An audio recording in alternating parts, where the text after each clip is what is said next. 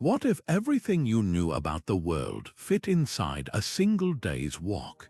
Picture standing at the edge of your village, where the road disappears into the trees, and beyond that, nothing but rumors and whispers. For centuries, this was the reality for countless people who lived and died within sight of their own church steeples. Their world was small, but their imaginations boundless. Today, we're stepping into the minds of those who mapped the world without ever leaving home. These aren't just maps, they're dreams etched onto parchment, where rivers might flow uphill and distant lands teem with creatures born of pure speculation. Each stroke of the pen reveals not just a place, but a person, someone who tried to make sense of an unimaginably vast world from the confines of their own backyard. Think about the last time you got lost in an unfamiliar city. Now imagine never having seen a city at all. No crowded streets, no towering walls, just stories passed down from travelers who might have exaggerated a detail or two. That's the puzzle these mapmakers faced. Their creations are equal parts geography and mythology, where the local mill might loom as large as a mountain, and kingdoms beyond the hills shrink into insignificance. Some sketches are hilariously wrong by modern standards, but they're also deeply human. A farmer might draw the next village as a cluster of smudges because he'd only heard descriptions after dark. A blacksmith's map could show the king's castle larger than the sea itself because to him it was. These weren't mistakes, they were truths, filtered through the lens of a life lived in one place. So why do these maps matter today? Because they remind us that every perspective is limited, and every explorer, whether they crossed oceans or just the town square, was doing their best to chart the unknown. Over the next 23 maps, we'll meet medieval villagers who turned their isolation into art. You'll see coastlines that curve the wrong way, forests populated by beasts that never existed, and trade routes that zigzag like children's doodles.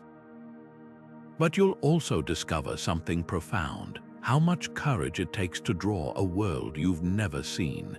This isn't just a journey through forgotten geography. It's an invitation to wonder, what would your map look like if you'd never left home? To draw a map without ever seeing the world beyond your fields is to stitch together fragments of hearsay, faith, and pure invention. Imagine holding a quill with hands that have never touched salt water, yet daring to sketch an ocean. That's the paradox of these village maps. They're rooted in the tangible reality of cobblestone streets and wheat fields, yet they spiral into the fantastical where the known world ends. Unlike the precise charts made by royal cartographers or merchant travelers, these were personal documents, shaped as much by the rhythm of harvests as by the shadows of superstition. A miller might exaggerate the bend of a local stream because it powered his livelihood, while a priest could ink in a distant city as a tiny cross not because he'd been there, but because he knew it held a cathedral. Accuracy wasn't the goal, meaning was. Take the way these maps treat borders. To a modern eye, they might look chaotic, with villages squashed together and kingdoms floating unmoored. But that's because distance wasn't measured in miles, it was measured in significance.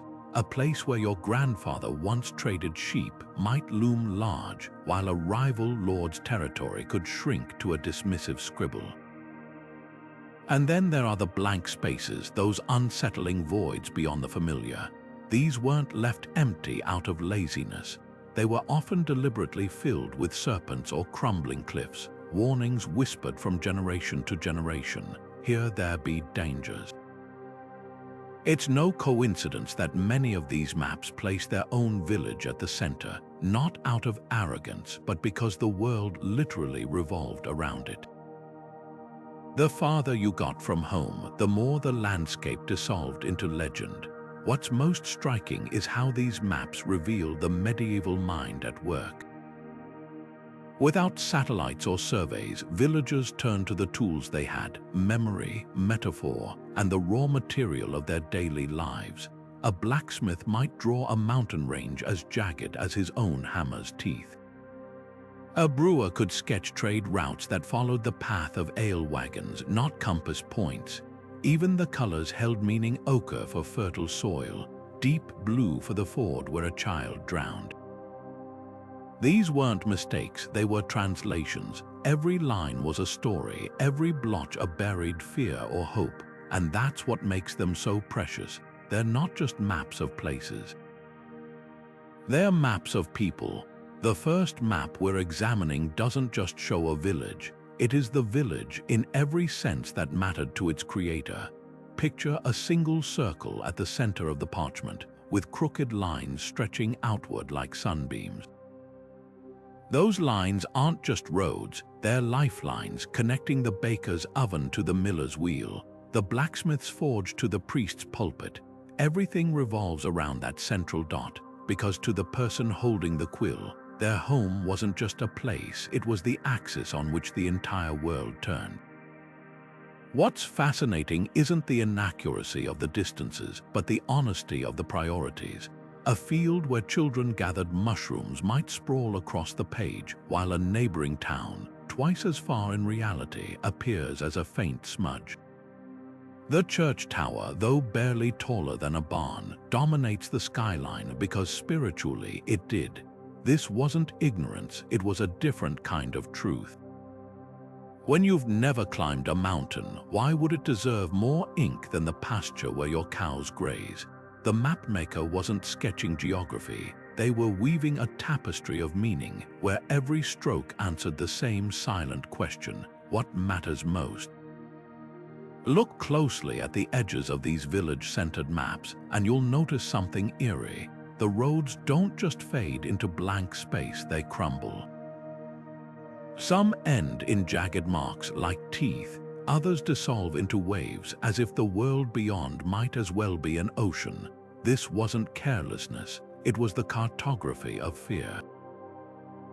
Beyond the familiar lay the unknown, forests where wolves howled, roads where bandits lurked, borders where rival lords might demand tolls from a traveler's empty pockets. So the mapmaker did something brilliant. They drew their anxieties, that scribble at the edge, not a mistake, a warning. What makes this first map so revealing is how it mirrors the way we all navigate the world. Even today, don't we measure places by their emotional weight, not just their mileage? Your childhood home might feel larger in memory than the city you moved to last year. A cafe where you had your first kiss could loom brighter on your mental map than a landmark you've passed 1,000 times. These medieval villagers were no different. Their maps weren't guides for the body, they were mirrors for the soul. And as we'll see next, when those souls trembled at the unknown, the maps began to bleed monsters. The second map doesn't just stop at the village boundary, it fights it. Where the first map's roads dissolved into uncertainty, this one wages war against the blank spaces, filling them with teeth. Jagged lines rip across the parchment like claw marks, and in-kai pools swallow the edges whole. But the most chilling details are the words scrawled in shaky hands: "Here be dragons."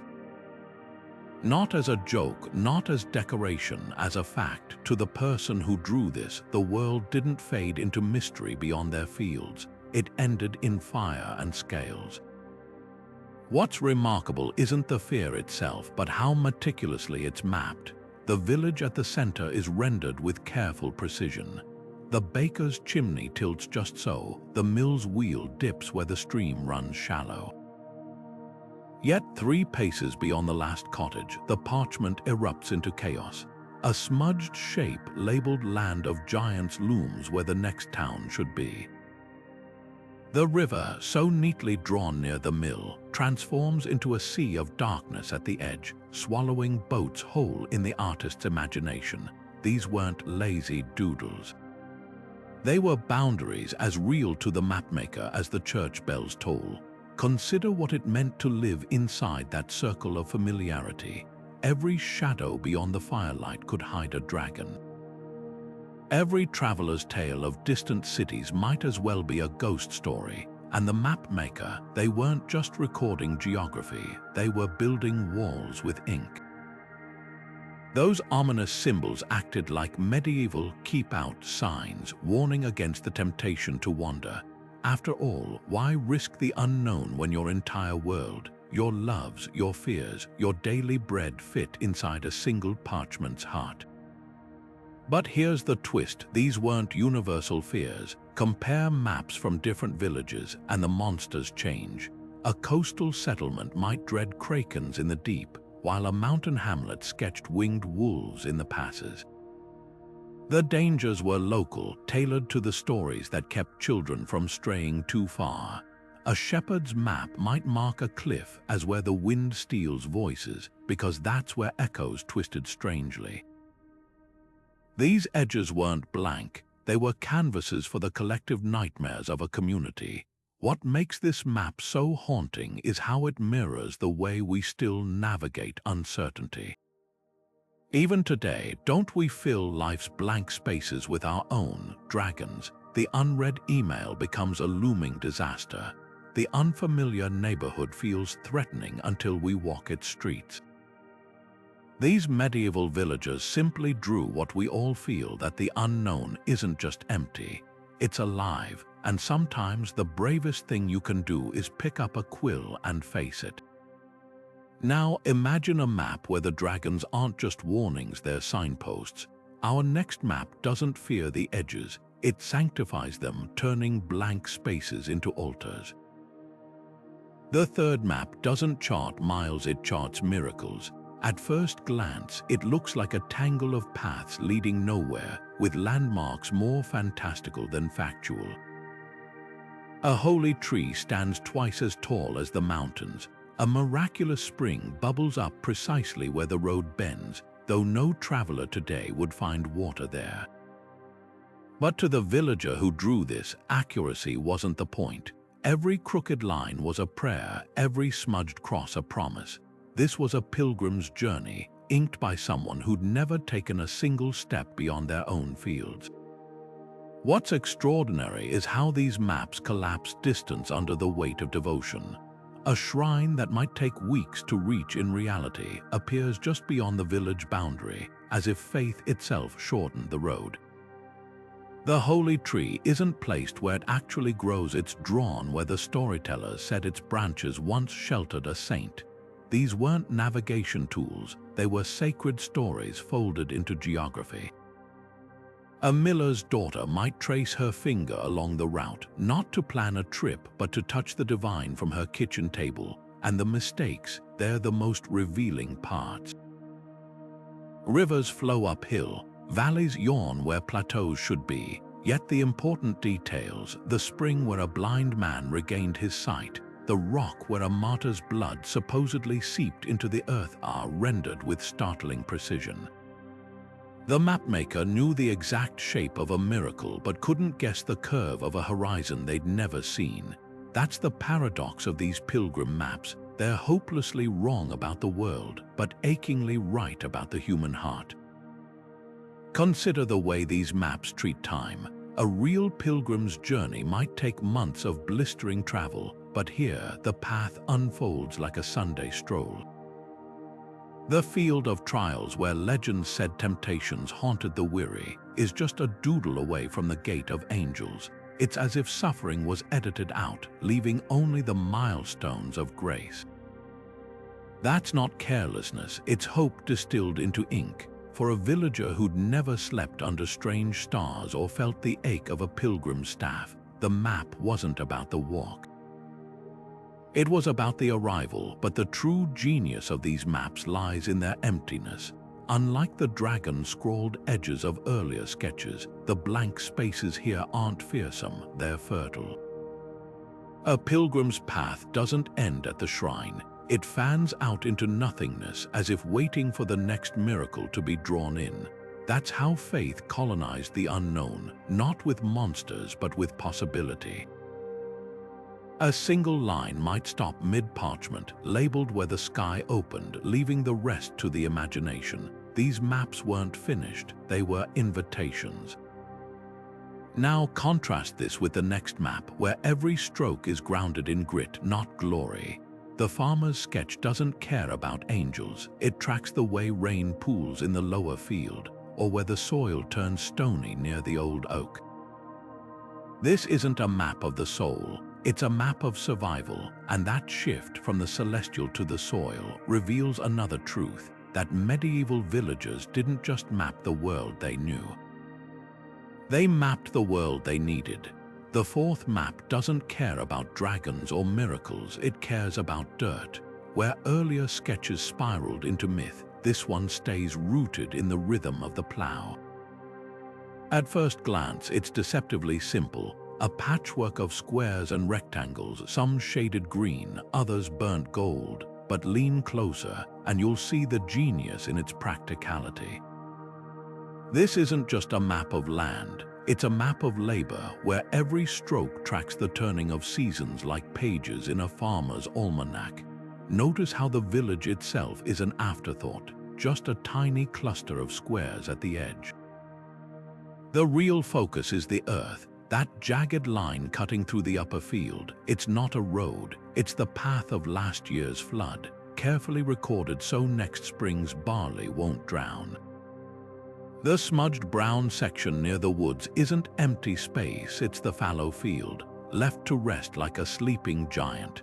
Even the colors tell a story: emerald for young wheat, ochre for rye ready to scythe, slate gray for the plot where winter frost lingers longest. This map doesn't imagine the world, it listens to it. What's striking is the precision hidden beneath the rough lines. The farmer who drew this knew which slope caught the first morning sun, which corner stayed damp until midsummer. They marked the exact spot where wild strawberries sprouted after rain, not as a whim, but because that patch of ground mattered. Modern agronomists would nod in recognition. These weren't guesses. They were generations of observation distilled into parchment. A crooked tree at the field's edge isn't just a landmark, it's a living clock, its shadow pointing to the hour when the soil was softest for planting. Yet for all its practicality, this map has its own poetry. Look at the way the grazing lands fan out like spokes from the barn, or how the orchard's trees are drawn larger in autumn when their branches sagged with fruit. The care given to these details reveals something profound. To this farmer, the land wasn't just dirt to be worked. It was a partner with moods and cycles as familiar as a spouse's breath at night. When they sketched the field where the crows gather, they weren't just marking a nuisance, they were noting a ritual as dependable as sunrise. And then there are the omissions. No dragons lurk at the edges here, just a single, hesitant line where the plow stopped each year. Beyond it, the parchment fades blank, not out of fear, but disregard. Why map what you'll never tame? That empty space speaks volumes. This farmer's world had firm boundaries, not because the unknown terrified them, but because the known was enough.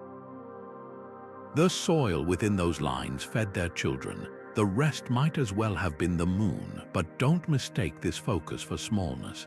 In its way, this humble grid is as ambitious as any royal atlas. While kings drew borders with swords, this farmer drew them with seeds, and in the end, whose lines proved more lasting. Those golden fields still whisper their secrets to anyone who knows how to read them. Now shift your gaze from the soil to the stories that traveled over it, because while one villager was charting crop rotations, another was etching rumors onto parchment, and where their maps meet, the world bends in wild, unexpected ways. The fifth map isn't drawn in ink, it's drawn in gold, dust, and gossip. Unroll it, and you'll see cities swelling like overripe fruit, their walls bulging with imagined towers, their gates wide enough for 10 merchant carts to pass abreast. This is geography through the lens of a peddler's tall tales, where every stop on the trade route grows grander with each retelling. A cluster of cottages becomes a metropolis because the wine was good that year. A muddy path transforms into the golden road after one lucky deal. These weren't lies, they were truths stretched by distance like shadows lengthening at dusk. Listen closely and you can almost hear the conversations that warped this map.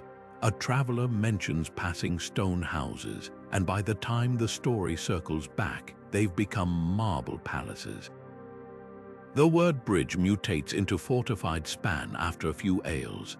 Even names weren't safe. What began as Frank's Ford might end up as Franconia on parchment, complete with a coat of arms invented on the spot. The most telling details are the labels in cramped handwriting. Here they sell spices like hay, or beware the tollkeeper's daughter. She counts coins twice. These weren't directions, they were heirlooms of hearsay passed hand to hand like contraband. What's fascinating isn't the errors, but the logic behind them. A village near a bustling crossroads might inflate the next town's importance, not out of ignorance but strategy. If your map shows neighbors as prosperous, doesn't that make your own market more valuable? Some historians believe these exaggerations were deliberate medieval marketing, convincing distant buyers it was worth the journey, that river of silver on the map. Probably a creek that glittered at noon, the Emerald Valley, a pasture where the grass stayed green 2 weeks longer than most. Yet for all their fantasy, these maps hold kernels of hard truth. Notice how trade routes curve like veins across the parchment, avoiding bandit forests and skirting rival territories. The distances might be wrong, but the alliances and dangers, those were deadly accurate. A merchant might not know the true shape of a mountain, but he'd know exactly which lord taxed lightly and which innkeeper watered the wine. These maps weren't guides to the land, they were guides to survival. And then there are the silences. Whole regions vanish between ink blots, not because they were empty, but because no prophet lay there. 100 villages might go unmapped if their only product was turnips, while a single silver mine could sprawl across the parchment like a kingdom. That's the real lesson of these maps. They don't show the world as it was, but as it was valued. Gold weighed more than geography, but flip the parchment over and you'll find the shadow side of these golden dreams. Scratched in faint charcoal, almost erased, are warnings no merchant wanted to advertise. Here they cheat on weights, here the roads swallow horses whole. These weren't mistakes, they were secrets, the truths whispered after the maps were sold. Because in the end, every trader knew the first rule of cartography. The most important places are always the ones left unmarked. Now, watch what happens when fear, rather than greed, takes the quill.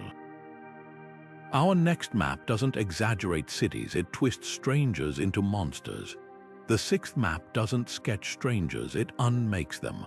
Unfurl this parchment, and you'll find the forest just beyond the village gates transformed into a nightmare. Trees twist into grasping claws, and shadowy figures lurk between them, labeled wolf men who walk as brothers by day. What's chilling isn't the artistry, it's the casual certainty. To the hand that drew this, these weren't fantasies. They were facts as real as the pewter mug beside the inkwell. Look closer at those so-called monsters. A trader from the next valley, known for driving hard bargains, grows hooves and a forked tongue on the page. A traveling minstrel, harmless in life, becomes a harpy with too many teeth. Even the neighboring miller's daughter, who once brought herbs to a sick child, is drawn with elongated limbs and hollow eyes. These distortions weren't mistakes. They were armor. By turning outsiders into creatures, the mapmaker made the world simpler. Us inside the lines, them outside, and never the two shall meet. What's revealing is how these maps weaponize familiarity. The wolf men aren't invented from whole cloth. They're exaggerations of real fears. That hunchbacked figure by the river, He mirrors the stoop of the charcoal burner who worked alone in the woods. The harpy's song is just the minstrel's melody, warped by jealousy. These maps didn't create monsters, they codified suspicion, turning everyday differences into proof of danger. A foreign accent could curl into a snarl on parchment. An unfamiliar cloak might sprout scales, but here's the twist: these maps weren't meant to be seen by outsiders. They were hung in taverns or tucked into family Bibles, reinforcing bonds among those who already believed. When the village elder pointed to the land of the horned folk on the map, nodding children learned without being taught. This is why we stay close. The borders weren't just inked, they were tattooed onto minds. Yet even in this cartography of fear, there's vulnerability. Notice how small the village appears at the center, dwarfed by its own imagined terrors. Those monstrous forests and horned neighbors weren't just warnings, they were excuses. If the world beyond was so perilous, who could blame anyone for never leaving? The mapmaker's true skill wasn't drawing claws or fangs. It was turning fear into a cage, then handing the key to their own people. Now, watch the ink shift from blood red to gold as we unroll the seventh map where the monsters retreat, and the heavens themselves bend low to touch the earth. The seventh map doesn't just depict the land, it consecrates it. Unroll this parchment, and you'll find a world where geography and divinity intertwine like vines on a chapel wall. Rivers don't merely flow, they form perfect crosses where they meet. Hills rise not by chance, but in the profile of saints, their slopes smoothed by the hand of providence. Even the rocks preach here. One jutting outcrop is labeled where the angel appeared, while a murky pond bears the triumphant inscription where the devil drowned. This isn't cartography, it's liturgy written in ink and earth. What makes this map so extraordinary is how effortlessly it blends the mundane with the miraculous. A farmer's field becomes the acre where loaves multiplied after a poor harvest was mysteriously spared. The crooked oak where children play is recast as the tree that wept when Judas hanged. Every landmark tells two stories, one of soil and seasons, another of salvation and sin. To modern eyes, it might look like superstition, but to the medieval mind, this was simply truth rendered visible.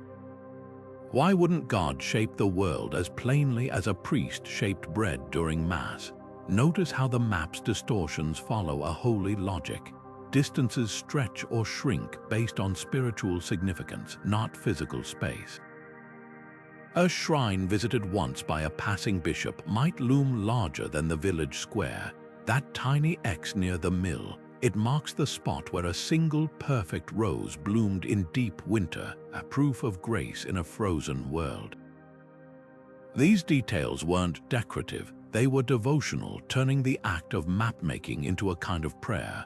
When the cartographer dipped their quill, they weren't just recording the land, they were blessing it stitch by stitch. And then there are the silent rebellions in this sacred geography. See how the Devil's Pond sits uncomfortably close to the priest's orchard, or how the Angel Rock faces away from the church, as if heaven itself had chosen the humblest of altars. These weren't accidents, they were subtle challenges to authority, reminders that the divine could speak through a shepherd's stumbled upon spring as clearly as through cathedral incense. The map whispers what the villagers couldn't say aloud. That holiness wasn't monopolized by the powerful.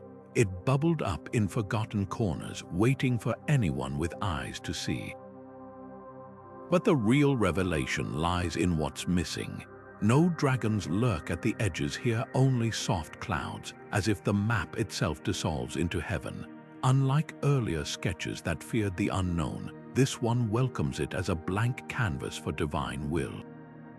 Those empty spaces aren't terrifying, they're pregnant with possibility, where the next miracle might ink itself into being. That's the genius of this map. It turns the entire world into a reliquary, where every pebble could be sacred and every path might lead to revelation. Now watch what happens when innocence takes the quill, because the next map wasn't drawn by a pious elder or a fearful farmer. It was scrawled by a child's hand, and in its clumsy lines lies a truth far sharper than any saint's silhouette. The eighth map isn't measured in miles or monuments, it's measured in licorice sticks and goosebumps, scrawled in wobbly charcoal by a child's hand. This parchment doesn't care which lord owns which field. Instead, it marks the house where the lady gives honey cakes with a lopsided star and shrinks the towering church into a speck because the priest scowled when we played tag. Every line thrums with the raw honesty of childhood, where place isn't about power or piety, it's about how the world tingles against your skin. What's revolutionary here isn't the inaccuracy, it's the emotional calculus. The baker's shop balloons to twice its real size, not because the ovens were grand, but because the warmth of fresh bread made a small chest swell with joy. By contrast, the miller's pond, perfectly harmless in reality, drips dark ink across the page, labeled where Martin said eels bite toes. Distance collapses under the weight of feeling. The schoolhouse might as well be a continent away, while the hollow tree where secrets were traded feels close enough to touch. This isn't bad cartography, it's heart cartography. Notice the omissions, the Lord's Manor, nowhere to be found, the boundary stones that sparked adult feuds. Ignored, in their place, a smudged circle labeled best hiding spot, and a squiggly path tracing the route to the apple tree that drops the sweetest ones. These choices reveal a truth adults often forget, that children map the world not as it's supposed to be seen, but as it's actually lived. When you're knee-high, a steep ditch isn't a drainage problem, it's a dragon's lair. The real marvel is how closely this naive sketch mirrors modern psychological maps, where emotion distorts geography just as surely as any medieval rumor. Yet there's wisdom in these wobbles. See how the child's map exaggerates the space between the blacksmiths and the candle makers. Historians recognize that stretch of road as where the village dogs used to gather, making it feel endless to small, nervous legs. The map's errors are, in fact, perfect records of embodied experience, proof that a place isn't just soil and stone, but the prickling of hairs on your neck when you run past the haunted well. And then there's the palette, where official maps used gold leaf for cathedrals. This one reserves its brightest smudges for the mud puddle that shines like a mirror after rain, and the wall where the yellow flowers grow. These priorities aren't childish, they're human, stripped of pretense. When the map labels the gooseberry thicket sour but worth it, it's not just marking a snack spot, it's preserving a philosophy. What this little cartographer understood, and what so many adult maps forget, is that every landscape is dual. There's the dirt beneath your feet, and then there's the way your heart pounds when you cross it. By that measure, the child's map might be the most accurate of all. Now prepare to unroll a parchment where not just emotions, but entire kingdoms bend to the teller's whim. Because our next map doesn't sketch places, it spins them into legend. The ninth map doesn't build a castle, it dreams one into being. Imagine a peasant standing in a cabbage field, squinting at a traveler's description of the king's fortress, then picking up a quill to sketch what no peasant eyes had ever seen. The result: a tower so tall it pierces the parchment's edge, its windows no bigger than freckles, because how could something so grand have openings large enough for commoners to peek through? The moat isn't a ditch, it's an ocean wide enough to swallow whole villages, because why would a king's home have anything as humble as a pond? Every exaggeration reveals less about stone and mortar than about the chasm between those who ruled and those who only heard echoes of their power. What's mesmerizing here isn't the artistic license, it's the logic behind it. The mile-long drawbridge isn't a mistake, it's necessity. If a king could demand taxes from a week's ride away, wouldn't his bridge span equally impossible distances? Those comically tiny doors, they make perfect sense when you consider that most villagers had never met a noble taller than the local blacksmith. Royalty weren't just people, they were forces of nature, and their homes had to match. This map doesn't depict architecture, it diagrams awe, but look closer and you'll spot the quiet rebellions in the ink. Notice how the castle's shadow falls away from the village, as if even the sun knew its place. Or how the surrounding forest is labeled King's Hunting Ground, keep out, though the artist had no idea where the real hunting grounds lay. These weren't just guesses, they were projections, turning the castle into a lightning rod for every unspoken gripe about grain taxes and conscripted sons. The map's distortions reveal a truth no official chronicle would record. That distance didn't just warp geography, it magnified fear, and then there's the scale, or rather, the glorious lack of it. A shepherd's hut 3 days' journey away might appear practically leaning against the castle walls, while the miller's pond, vital to daily life, shrinks to a pinprick. This wasn't ignorance, it was hierarchy written in space. What mattered wasn't how far things were, but how far they felt. When the king's justice could take your land without ever setting foot in your field, of course his castle loomed larger than the mountains. Yet for all its grandeur, the map betrays a sly humor. That chicken scratching near the gate, it's labeled here the king's dog barked at our cousin, a rare human detail in a sea of myth. Even the mightiest fortress couldn't escape the village's gossip. And that's the real magic here. This castle isn't the king's at all. It's the villagers, built from equal parts wonder and resentment, a monument to the stories they told each other when the tax collector rode away. Now, watch what happens when these warped distances aren't just exaggerated, they're erased. Because the next map doesn't stretch the world to fit power, it shatters it into 100 glittering fragments, where every valley holds its own truth and no two footsteps measure the same mile. The 10th map doesn't measure distance, it measures meaning. Unroll this parchment and you'll find a world where a 2-day pilgrimage shrinks to the width of a thumb, where the capital city nudges the village like a neighbor leaning over a fence. Rivers coil like ribbons to kiss the feet of shrines, and roads twist into impossible knots just to pass a saint's forgotten well.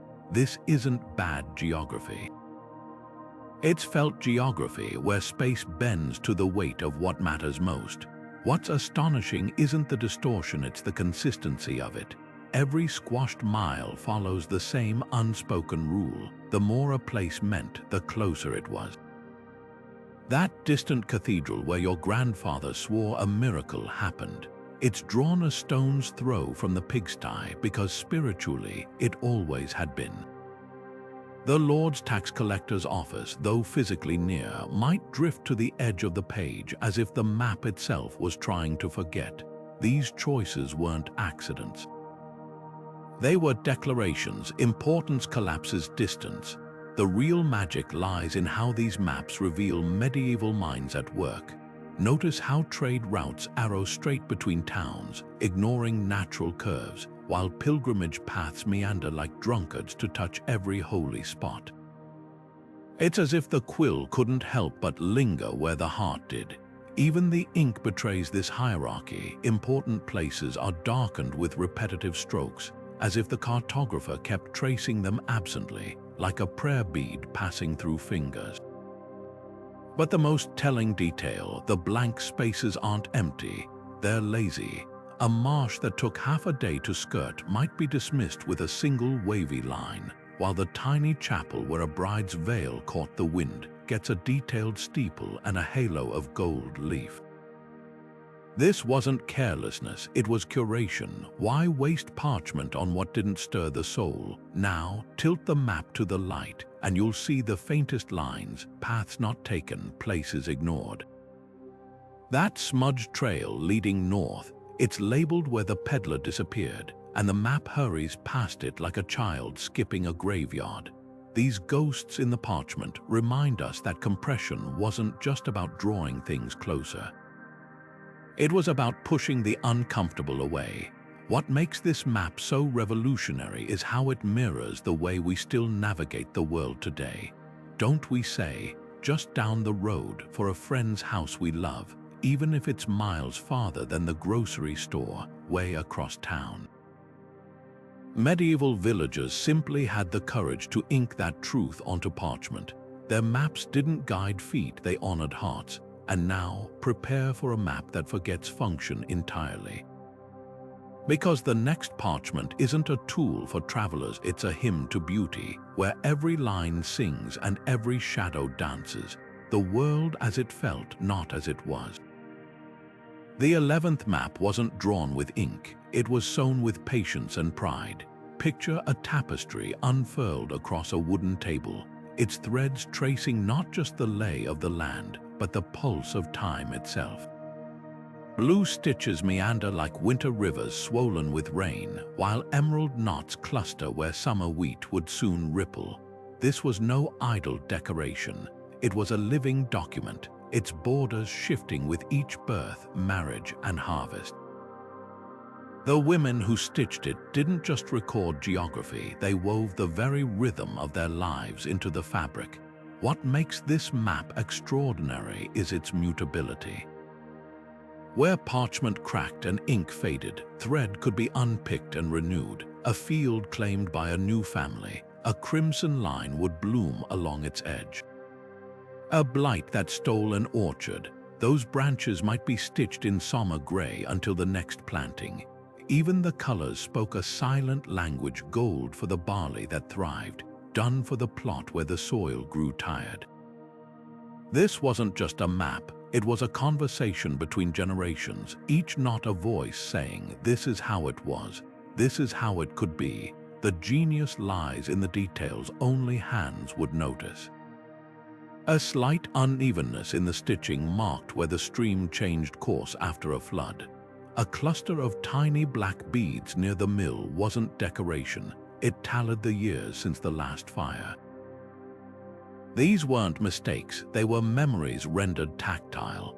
To read this map, you didn't just look, you touched, tracing your fingers over the ridges where a grandmother's thread crossed a granddaughter's. The land wasn't abstract lines, it was texture and tension, the pull of a needle through cloth mirroring the pull of a plow through earth. But the real rebellion was in the margins. Faint, almost invisible stitches sketched paths. No man had surveyed the shortcut through the woods where herbs grew thickest, the bend in the creek where eels hid under stones. These were women's ways, passed not through deeds or documents, but through the quiet language of thread. A daughter might learn more about her inheritance from an hour at the loom than a year of listening to boundary disputes.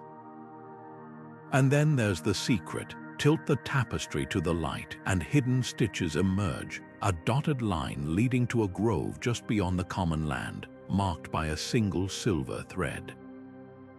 No legend explains it, but every woman knew this was the midwife's path, the route taken when discretion mattered more than deeds. The map held what the law couldn't or wouldn't acknowledge. Now press your ear to the cloth. Can you hear it? The whisper of shears cutting thread for a new field. The sigh of a needle pushing through linen to mourn a barren year. This map didn't just mark the land, it felt it, in every tug and twist of fiber. And that's why it survived long after the parchment maps crumbled, because some truths aren't meant to be written. They're meant to be held, but woven maps weren't the only ones hiding secrets. The next parchment we'll unroll conceals a code so clever it fooled kings, a cipher scratched beneath the surface, waiting 500 years for someone to read between the lines. The 12th map doesn't speak in words, it whispers in dots and dashes of charcoal. At first glance, it looks like a child's doodle, scattered circles, jagged lines, and the occasional cross scratched onto a weathered piece of birch bark.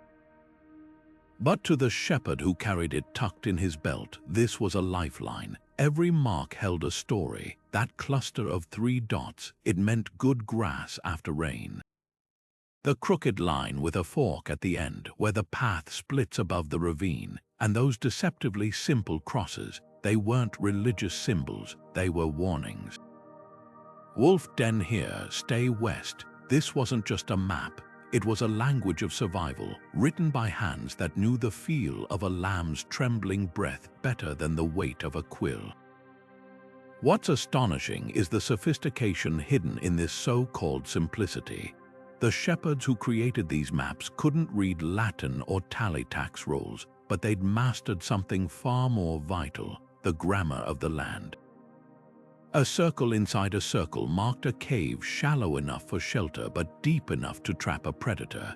Wavy lines weren't rivers, they were the routes fog took as it rolled down the mountain at dusk, a sign to gather the flock early. Even the spacing of the dots mattered. Tighter groupings meant thinner soil where grass grew sparse. These weren't random marks, they were a lexicon, honed over generations of watching clouds and counting hoofprints. And the code wasn't static. In winter, a cross might shift meaning from wolf den to avalanche slope. A circle drawn with a double line signaled a spring that flowed even in drought. The map changed with the seasons because the land did, and the shepherds respected that dialogue. Modern cryptographers would nod in recognition. This was adaptive encryption, where the key wasn't written down but carried in the mind, passed from elder to child like the melody of a lullaby.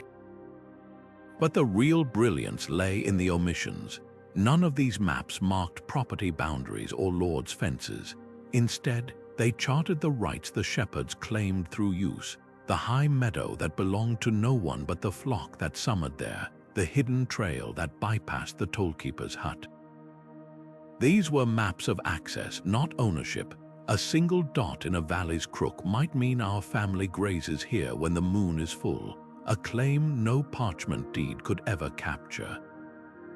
Yet for all its practicality, the shepherd's map had its own poetry. The symbols weren't just functional, they were felt, that smudged spiral near the eastern ridge. It didn't just mark a windbreak, it recalled the year the snow came early and the flock survived by huddling in that very spot. Maps like these didn't just guide the body, they anchored memory to place, turning geography into a living story. Now, watch as the dots and crosses dissolve into something far stranger. Because the next map doesn't chart hidden trails or wolf dens, it defies the very curve of the earth, flattening the world into a disk where the edges don't just fade, they end. The 13th map doesn't bow to the curve of the earth, it defies it. Unroll this parchment, and you'll find a world not of horizons but of edges, a perfect disk floating in nothingness, with the village at its heart and the unknown spilling off the sides like water over a bucket's rim. To modern eyes, it might look like stubborn ignorance, but to the hands that drew it, this was the only truth that made sense. After all, when you've never seen a ship vanish hull first over the waves or watched a shadow creep across the moon, why would you believe in a sphere? The earth didn't feel round, it felt solid, endless, and most importantly safe within its inked borders. What's fascinating isn't the flatness itself, but the care taken to justify it. The map's margins crawl with notes in tight, defensive script. No man has ever reached the edge, therefore none exists. Another hand, perhaps a generation later, adds, if the world were round, the rivers would spill off like ale from a tilted cup. These weren't wild guesses, they were observations pieced together from the only evidence available, the stretch of land a person could walk in a lifetime. When your entire universe fits between a river and a mountain, the curve of a planet is as meaningless as the color of a star, and the edges, they're anything but blank. Some maps crowd the rim with towering waves, labeled "Where the Sky Drinks the Sea." Others sketch jagged teeth, warning of the place where the wind begins. A few even show hands reaching up from the void, not monstrous but pleading, as if the map itself pitied whatever lay beyond. These weren't just fanciful decorations. They were the answer to a question the villagers couldn't voice. If the world has an edge, what happens to those who step off? The maps replied with ink-stained certainty, nothing good. Yet for all their insistence on flatness, these cartographers understood something profound about perspective. Notice how the disc isn't static. It tilts slightly, as if the world were a plate carried by some unseen giant. That tilt aligns perfectly with the slope of the local valley, making south feel downhill and north an uphill trudge. Even in denying the globe, they'd accidentally mapped their own body's truth, that geography isn't measured in miles but in muscle and breath. But the real revelation lies in what these maps don't show. There's no space for distant continents, no dotted lines for explorers' routes. The disc isn't small because they thought the world was tiny. It's small because theirs was. Every path, every landmark, every scratch of ink existed within a day's walk. Beyond that, the parchment might as well have been the edge of the universe. Now watch as the disc cracks and folds into something far stranger, because the next map doesn't chart the world as it was seen or even as it was feared. It paints the world as it was dreamed, where rivers run with liquid silver and cities float among the clouds. The 14th map doesn't just cross borders, it dissolves them. Imagine a shepherd waking with a gasp, his hands still trembling from a vision of emerald cities and rivers that flowed upward into the sky. The parchment he feverishly scribbled that dawn doesn't obey geography or gravity. Golden bridges arc between mountains that float like clouds. A sea of honey laps at shores where trees grow crystal fruit. This wasn't careless fantasy, it was revelation, etched by a man who believed an angel had pressed these wonders into his mind like a seal into wax. What makes this map extraordinary isn't its inaccuracies, but its intention. Unlike earlier sketches that twisted the unknown out of fear or ignorance, this one celebrates distortion. The village appears tiny and plain at the center, overshadowed by radiant lands beyond, not because the mapmaker despised home, but because his dream had redefined possible. That jagged coastline labeled where the saints walk on water isn't a mistake, it's a challenge.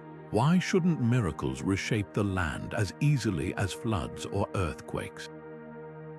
Notice how real landmarks anchor the fantasy. The local mill still stands by its stream, but now the water spirals upward into a fountain of youth. The distant Alps, which the mapmaker had only heard described, sprout stairways of light. Even the angel's instructions appear in the margins, scrawled in a hasty mix of Latin and peasant dialect. Beyond the third hill, turn not left nor right but inward. This wasn't nonsense, it was cartography as prayer, where every line sought to bridge heaven and earth. Yet the map's true rebellion lies in its colors. While most village maps used dull inks, this one blazed with stolen pigments, the blue wrenched from a monk's manuscript, the crimson scraped from a noble's discarded cloak. The floating islands shimmer with ground-up altar glass, making the parchment glitter like stained glass held to the sun. Such extravagance wasn't just beauty, it was defiance. A shepherd with no right to gold or lapis lazuli had dared to claim them for his vision. And then there's the silence around its creation. No records mention the angel or the dream. Just a map that appeared one morning, passed hand to hand until even the priest couldn't dismiss it. Because in a world where most maps reinforced boundaries, this one whispered a dangerous truth, that the imagination could outwalk any lord's borders. Now watch as ink turns to indictment, because the next map doesn't dream of angels, it accuses kings. The 15th map doesn't just lie, it rebels. Unroll this parchment, and you'll find a world turned upside down. The Lord's castle drawn with crumbling towers and weed-choked moats, while the village flourishes with orchards so lush they spill off the page. The wheat fields bulge with impossible harvests, and the river runs straight to the miller's door, as if nature itself had taken the villagers' side. But the real genius lies in the wastelands. Every patch of barren soil the tax assessor had dismissed as worthless. Here they sprawl like deserts, labeled land fit only for locusts. This wasn't bad cartography. It was weaponized cartography, a masterpiece of protest scratched onto sheepskin. What makes this map so daring is its plausibility. The distortions aren't wild fantasies, they're subtle enough to pass as honest mistakes. That shrunken pasture, a trick of perspective, the Lord's stables drawn leaning precariously. Blame a shaky quill, even the colors conspire. The village glows with borrowed gold leaf, while the castle's banners fade into the parchment, as if the ink itself refused to honor them. Every stroke whispers the same seditious thought. What if the powerful aren't just unfair but unnecessary, and the mapmaker's boldest trick, they signed their work? Not with a name, but with a joke, a tiny donkey grazing in the Lord's courtyard, labeled "Our Most Noble Taxpayer." It's a detail only villagers would understand, a shared wink in the face of authority. Historians found similar maps hidden in bread ovens and haylofts, their edges worn soft from being passed hand to hand. These weren't just documents. They were contracts of resistance, proving that even serfs knew the power of a well-placed line. Yet for all its subterfuge, the map holds an aching truth. Notice how the mill pond is drawn larger than life, its waves lapping at the church steps. In reality, it was a modest pool, but to the family who'd lost a daughter to its depths the winter the Lord demanded ice deliveries, no exaggeration could capture that grief. The rebellion wasn't just about taxes. It was about value, about insisting that a place's worth wasn't measured in bushels extracted, but in lives lived. Now tilt the parchment to the light, and you'll see the ghost of another map beneath faint lines of the real fields, the true yields scratched out but not erased. This palimpsest tells the real story, that every act of defiance carries its shadow of fear. The mapmaker knew their work could mean a flogging or worse. Yet they drew it anyway, trusting that ink could be as mighty as a sword. But parchment wasn't the only medium for dissent, because the next map we'll unroll wasn't drawn by human hands at all. It was shaped by hooves, paws, and wings, a collaboration between villagers and the creatures who shared their world. The 16th map wasn't drawn for animals, it was drawn by them, one hoofprint and pecked seed at a time. Unroll this parchment, and you'll find no castles or borders, just a labyrinth of desire lines. The goat's shortcut up the cliff where no human could climb, the cow's meandering path to the sweetest marsh grass, the frantic scribble of chicken scratches around the safety of the coop. This wasn't fantasy. It was traffic data etched into the land long before any surveyor's chain rattled across it. What makes this map revolutionary is how it flips perspective. The village appears as a smudged afterthought, while the real landmarks dominate the oak whose acorns fattened pigs each autumn, the bend in the creek where ducks always nested, the bramble patch even the hungriest goat avoided. Distance isn't measured in miles but in hunger. The farther a grazing spot, the larger it's drawn, as if the parchment itself growled with appetite. Notice the hierarchy in the lines. Cow paths are broad and confident, gouged deep by generations of heavy hooves. Sheep trails weave like tangled yarn, betraying their flock mentality. But the most revealing marks are the faintest, the rabbit runs and fox trails sketched in charcoal so light it's almost ghostly. These weren't just paths, they were a parallel economy of movement, where creatures shaped the land as surely as plows or property deeds. And the genius, the map's silences. No human names clutter the margins, just practical notes in a herder's shorthand. Where the black ewe leads at dawn, buzzard's shadow means storm before supper.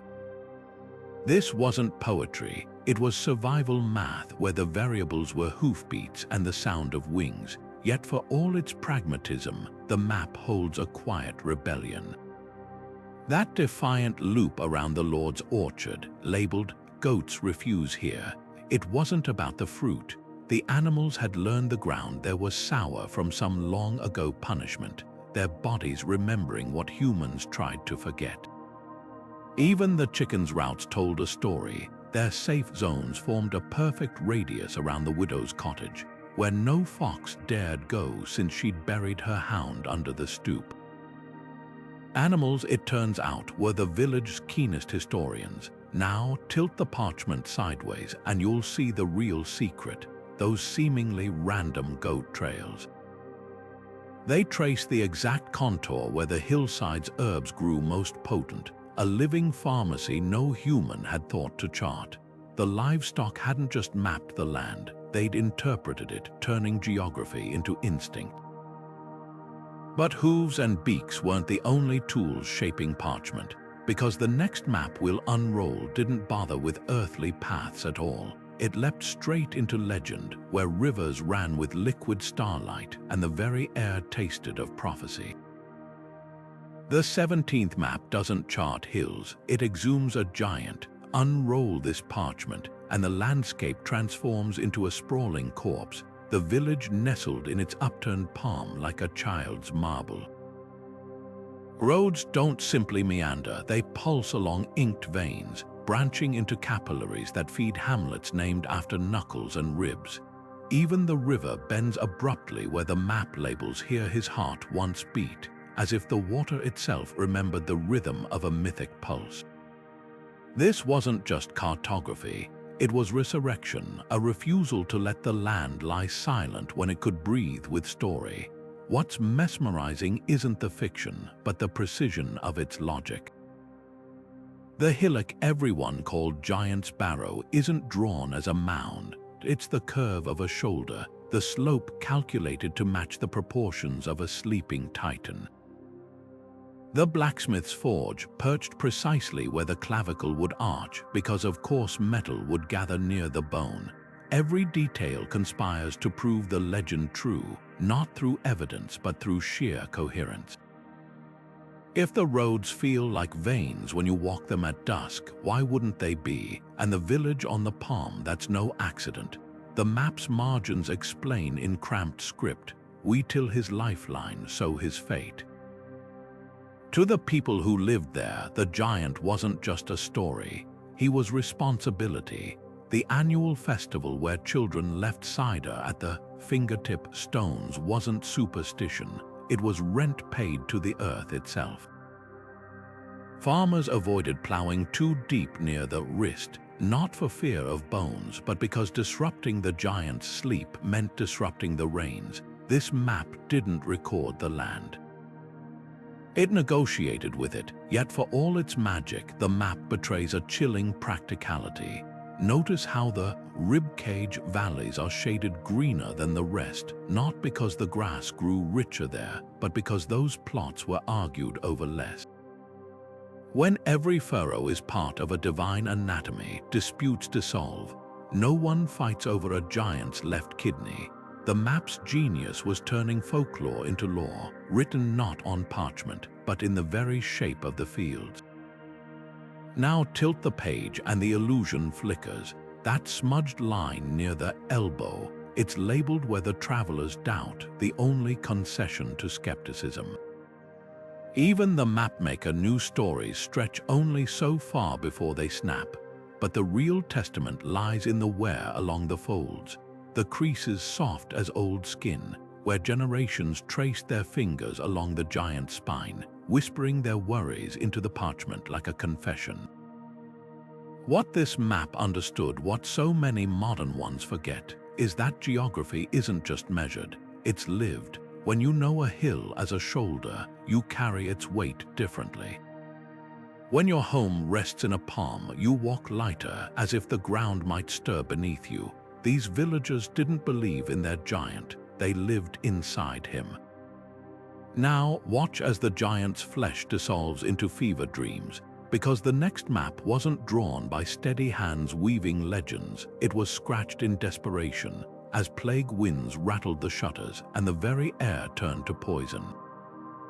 The 18th map doesn't guide travelers, it flees death. Unfold this parchment, and the village transforms into a battlefield of ink and dread. Every black dotted house is a wound, marking where the plague's breath seeped under doors.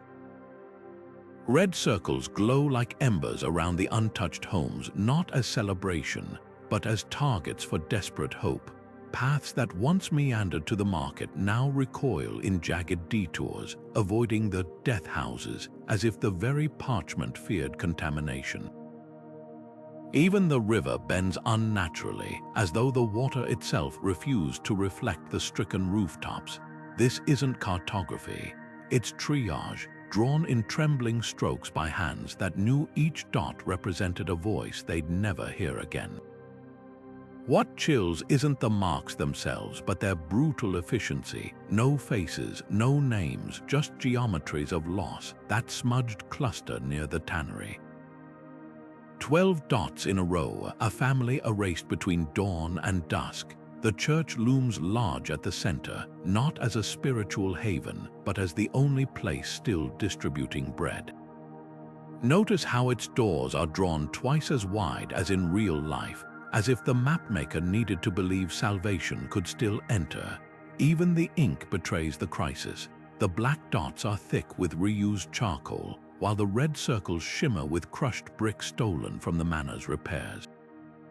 Priorities in the face of oblivion become stark, yet for all its horror, the map holds quiet acts of rebellion. That single dotted house near the mill, circled in red instead of black. It's labeled "Where the Widow Stays," though the plague had taken her sons. Someone had refused to mark her as cursed, and the faint, almost erased path leading to her door.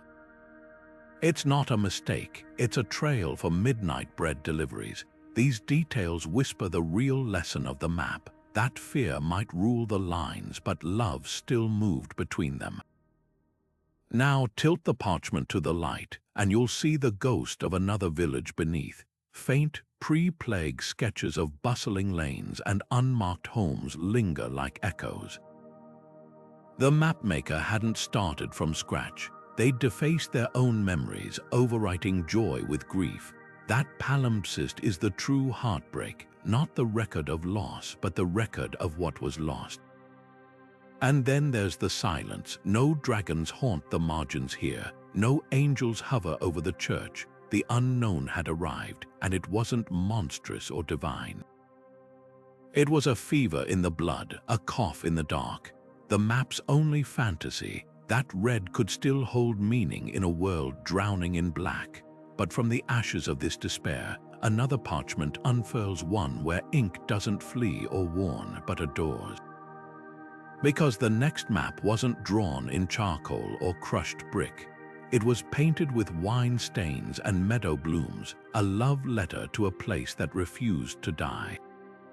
The 19th map doesn't chart miles, it traces heartbeats. Unfurl this scrap of parchment, and you won't find roads or rivers, but a constellation of intimate moments. The willow where her braid caught on a branch, the stone fence he boosted her over when her skirts were too long.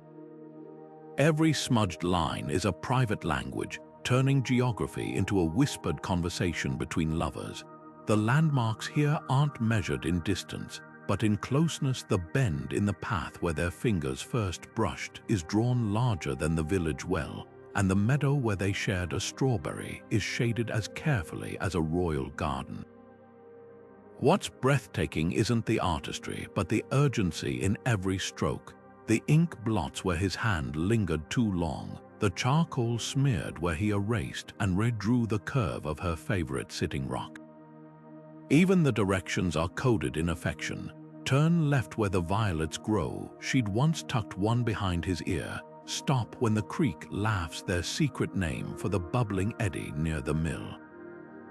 This wasn't just a guide to a place, it was a map back to a feeling, stitched together from stolen glances and half-finished sentences. and the omissions speak loudest.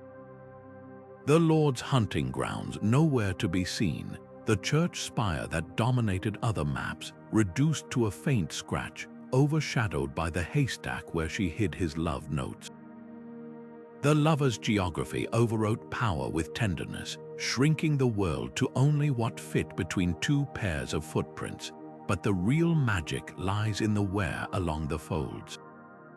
This parchment wasn't tucked away, it was used, softened by anxious fingers tracing the route before dusk. The creases align perfectly with the path to the old shepherd's hut, proving these directions weren't just romantic fantasy. They were a lifeline drawn by someone who knew that in a world of arranged marriages and watchful neighbors, love needed its own cartography. Now, tilt the map to the light, and you'll spot the hidden layer, faint charcoal sketches beneath the ink. An earlier version, perhaps, where the meeting spot was farther from the village, before confidence or desperation shortened the journey. These ghost lines reveal the lover's calculus, risk against time, safety against longing. Every adjustment was a silent argument between caution and desire. What this map understands, what so many grand atlases forget, is that the most important places aren't always marked with gold or guarded by walls. Sometimes they're just a patch of clover by a broken gate, waiting for the right pair of eyes to find them. But not all secrets were written for sweethearts. The next parchment we'll unroll wasn't stashed under a pillow, it was nailed to the tavern wall, its Inkai storms and suns tracking something far more unpredictable than affection, the fickle mood of the sky itself. The 20th map doesn't predict the future, it listens to it. Unroll this weathered parchment, and you'll find a tapestry of crow's foot lines connecting the dots between bent pine trees and hailstorms, between the direction of spiderwebs and the scent of rain. This isn't guesswork, it's generations of eyes squinting at the sky, of hands tracing the wind's path like a blind man reading Braille. The village where the prophet didn't just chart clouds, they mapped conversations. The way ants carried eggs before a downpour, how the old oak's leaves flashed silver hours before lightning struck. Every smudged note in the margins is a triumph of observation over oblivion. When the crows nest low, fill the cellar. If the millpond bubbles at dawn, flee the fields by noon. What's astonishing isn't the accuracy, though modern meteorologists would nod at the correlation between those wavy lines and actual storm paths, but the language of the map. Distance isn't measured in miles but in time. The space between a red sky at dusk and a snapped plow trace the next morning. Colors aren't decorative, they're coded. Faded blue stains mark years when the frost came late, while charcoal streaks tally droughts. Even the parchment itself is part of the system, its edges fray where most handled during storm season, its corners brittle from being pinned against cottage walls as the wind howled.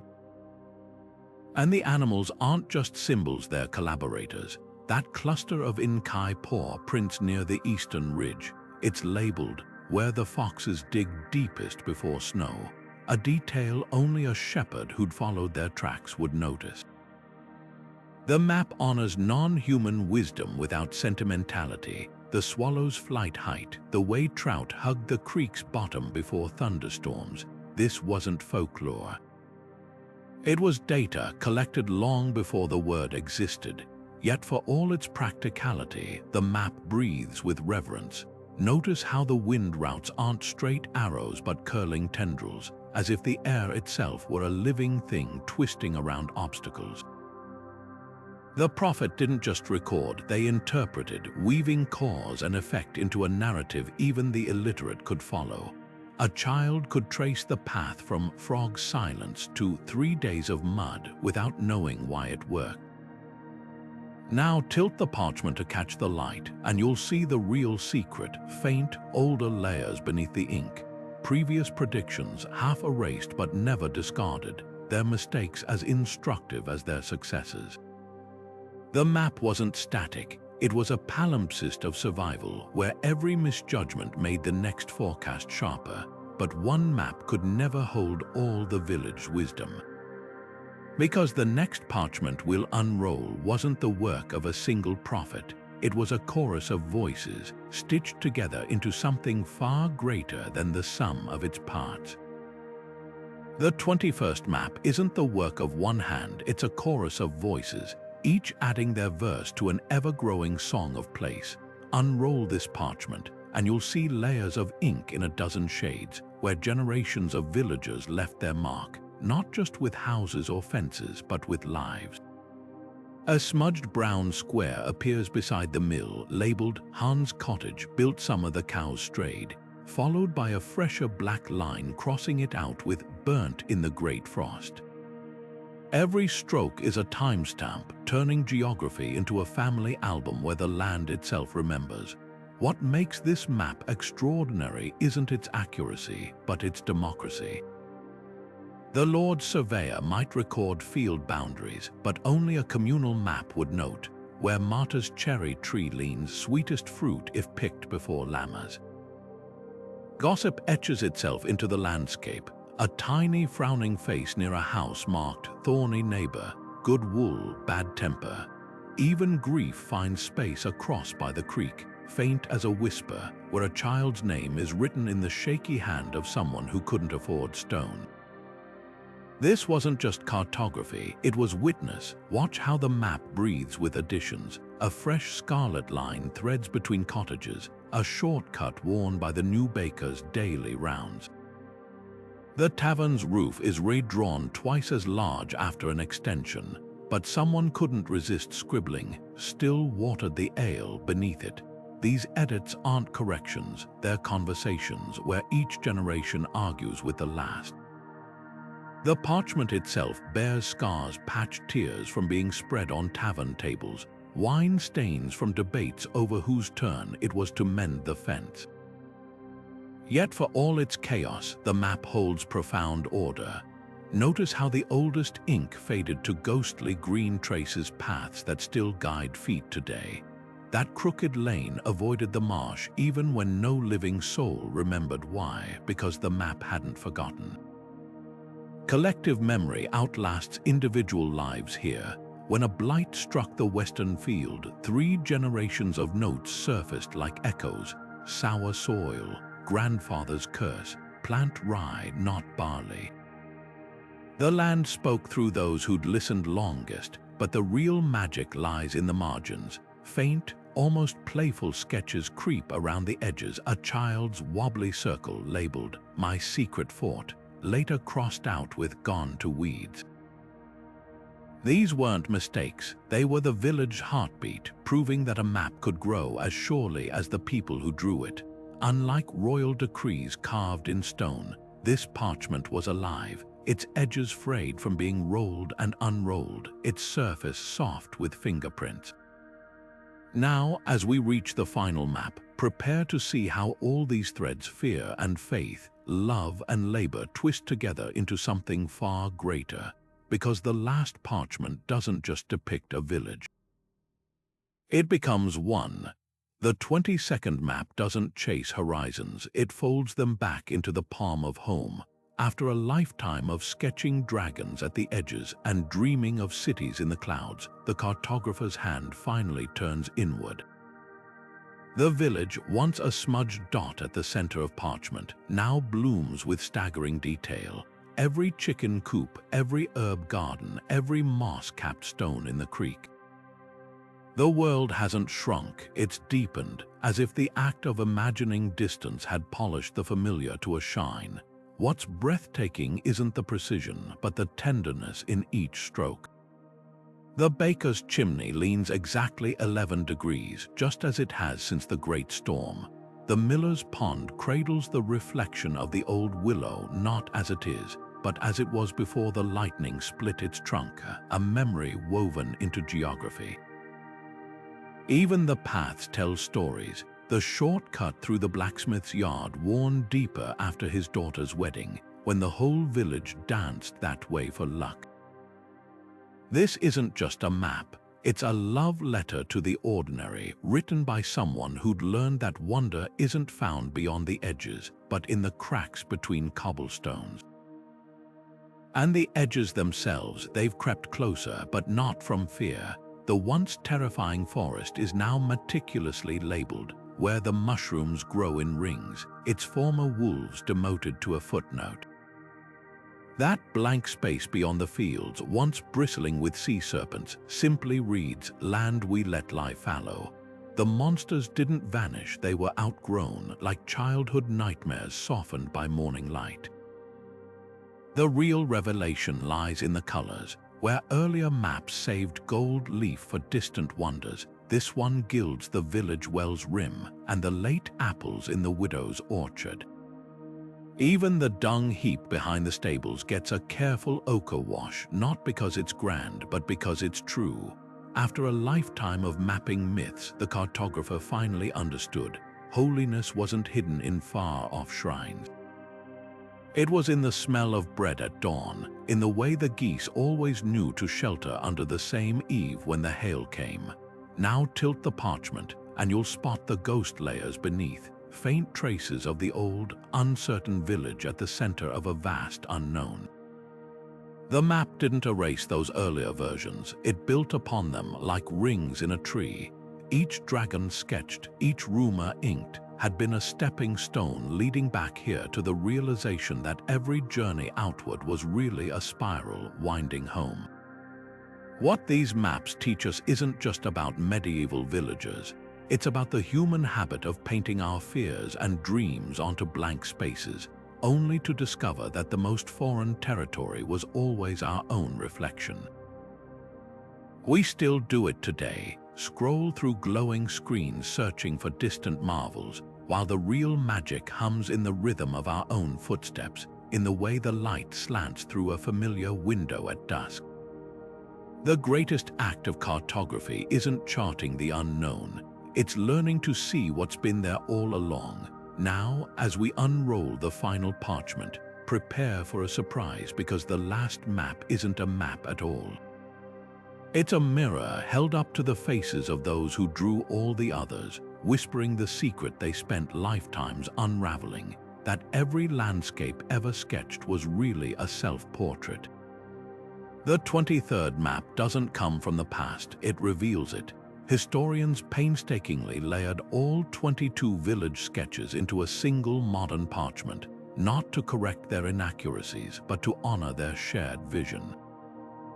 The result is breathtaking: coastlines that shift like rumors, forests that breathe superstition, and 1,000 ink-stained fingerprints of human perception. This composite isn't just a record of places, it's an autopsy of medieval consciousness, dissecting how isolation warps and wonders in equal measure. What makes this modern overlay so revealing are the patterns that emerge when fear and faith are stacked like transparent sheets. Notice how the edges always distort first, whether crawling with dragons, dissolving into heaven, or crumbling into nothingness. The villages themselves remain eerily consistent at the center, each one slightly different in shape yet identical in their certainty. Here is home. Here is safe. The maps argue silently across centuries that danger wasn't measured in distance, but in difference. A forest 2 miles east might be drawn with careful precision, while the identical woods to the west bristle with monsters simply because one path led to a friendly mill, the other to a rival lord's territory. Yet the most haunting revelation lies in the blank spaces between maps. When viewed together, the uncharted territories form a perfect negative image of medieval life, not empty, but full of everything the villagers couldn't or wouldn't understand. A 14th century shepherd's ignored marsh becomes a 15th century widow's sacred spring, while an 8th century trader's bustling crossroads fades into a 12th century monk's here be demons. The composite proves that ignorance wasn't passive, it was curated, with each generation choosing which mysteries to solve and which to sanctify or fear. And the colors, oh, the colors, Modern spectral imaging shows how pigments cluster in emotional rather than geographic patterns. Gold leaf gathers around anything that meant survival: mills, wells, the odd generous lord's granary. Blues and greens dominate spaces of communal joy: the dancing meadow, the midsummer bonfire site. But the true surprise: how often red appears not for danger but for love. That tiny scarlet heart scratched near a nondescript cottage on map 19. It echoes in 11 others, marking trysting spots across generations. Even in isolation, humans charted the same emotional constellations. Now tilt the composite to the light, and you'll see the ghost of a question hovering over every layer. What does it mean to know a place? These villagers could draw their sheep pastures blindfolded, yet believed oceans boiled at the edges. They mapped the exact angle of their neighbor's roofline but populated foreign lands with dog-headed men. The contradiction isn't ignorance, it's priority. When your entire universe hums within a day's walk, you don't need accurate coastlines. You need to remember which creek turns violent after rain, which neighbor shares milk when your goat dries up. The ultimate lesson of this 23rd map isn't about medieval minds at all. It's about ours. Aren't we still drawing our own versions, filtering foreign lands through headlines instead of footsteps, mistaking pixels on screens for understanding? Those villagers may have exaggerated their monsters, but at least they admitted the unknown existed. Today, we swipe past whole continents without a second thought. Our maps not scribbled on parchment, but flattened into glowing rectangles that fit in our palms. So let these layered maps have the final word. Every landscape is half dirt, half dream. The moment we stop drawing our fears and wonders onto the blank spaces is the moment we stop being human. The villagers knew their maps were incomplete. That's why they kept drawing. These maps are more than parchment and ink, they're mirrors held up to the human soul. Every misplaced mountain, every exaggerated castle, every monster lurking at the edges was a confession. This is how we saw ourselves. The villagers who drew them may have never crossed a river wider than their own shadows, but their maps spanned continents of emotion. Fear stretched forests into mazes, love swelled ponds into oceans, faith turned footpaths into pilgrim roads. Their world wasn't small, it was infinite because they dared to fill the gaps with dreams. We've traded that intimacy for precision. Satellites measure our backyards down to the centimeter, but can they capture the way your childhood home feels larger in memory than it ever was in bricks? GPS guides us flawlessly, but does it know the alley shortcut you took to avoid the neighbor's barking dog? There's a melancholy in our modern maps. They show us where we are, but rarely who we are. Those medieval villagers, for all their inaccuracies, mapped something we've forgotten. That place isn't just coordinates. It's the weight of a shared loaf on a winter morning, the echo of laughter against a specific bend in the river, the way certain shadows still make you quicken your step decades later. So here's a challenge. Put down your phone, pick up a pencil, try sketching your block from memory, not as it is, but as it lives in your bones. Which windows glow brightest when you drag yourself home late? Where does the sidewalk crack in a pattern only you notice? That's your map. Not the streets, but the stories. Not the landmarks, but the layers. And when you're done, compare it to the sterile grid on your screen. Which one feels more real? Which one would a stranger need to truly understand you? Those 23 village maps survived centuries, not because they were right, but because they were human. Ours could too, if we dare to draw the world not as satellites see it, but as hearts do. Now it's your turn. Grab a scrap of paper, doodle your emotional geography. Then share it below. Let's build a new atlas of lived experience, one messy, glorious sketch at a time. And if you want to keep unraveling history's hidden threads, don't forget to subscribe. The past isn't done speaking.